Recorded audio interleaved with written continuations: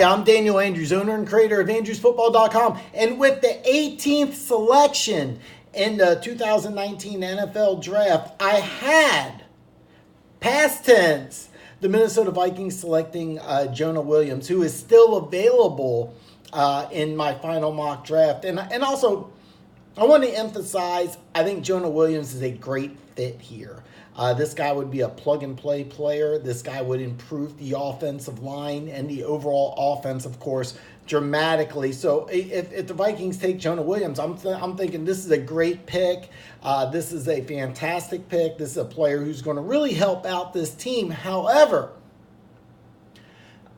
with my final mock going the way it is, Rashawn Gary is now available. And I think I have Gary rated higher than I have Williams. To me, Rashawn Gary's really a top 10 player who keeps dropping and dropping and dropping. I've seen a few mock drafts where when he does drop, that this is the perfect fit. And the reason why I think it's a good fit is because Anthony Barr, who was an All-American tailback coming out of high school, who went to UCLA, then they switched him to defensive end. He was a very raw defensive end. Some teams saw him as a 3-4 outside linebacker. Well, the Vikings ended up trading up and said, hey, you're going to be a 4-3 strong side linebacker. And nobody saw that. And then the Jets tried to give him $75 million to leave Minnesota. He took less money to stay at home with a team he feels more comfortable with. So could you do that same transition again? Take a player who really played a 5 technique. A lot of people feel he's out of position because here's a guy who's about 280 pounds, runs up 4'6", just freaky athleticism, just like Anthony Barr.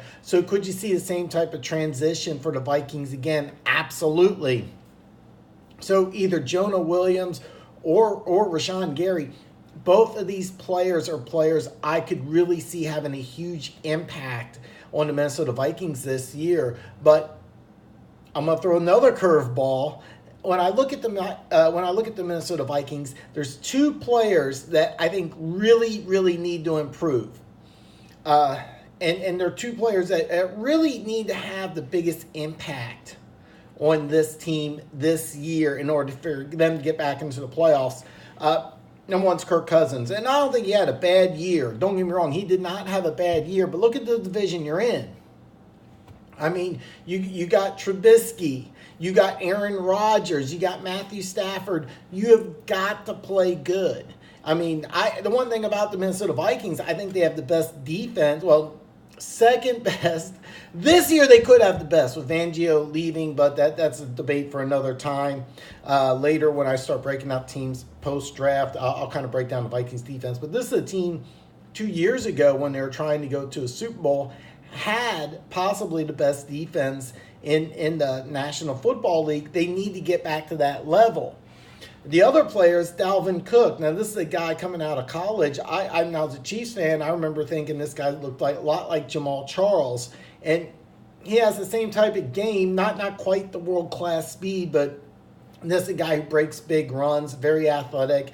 And with this new offense that they're going to run, emphasizing the run, he needs to have a big season. So selecting an offensive lineman to help the running game makes a lot of sense. Yes, I did say we did take Jonah Williams. This is my new video because with the 18th selection in the 2019 NFL Draft, I now, with my final mock draft, have the Minnesota Vikings selecting Garrett Bradbury, center out of NC State. And it's very rare that the number 1 center will go before the number 1 tackle. Now, keep in mind the way my mock draft is setting up. I still have my number 1 tackle, who's Andre Dillard. He's still available. So how rare is it that your center goes before your tackle? It's really, really rare. So that's something that I could see a team, maybe somebody like the Houston Texans, or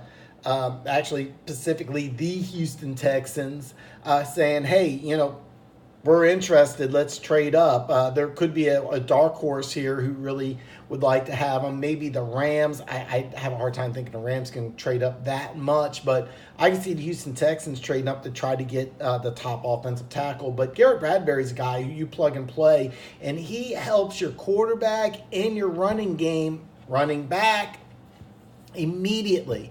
Now, do I think that they could go Jonah Williams and be happy? Sure. Could you take Rashawn Gary, who I have higher rated than both these other guys?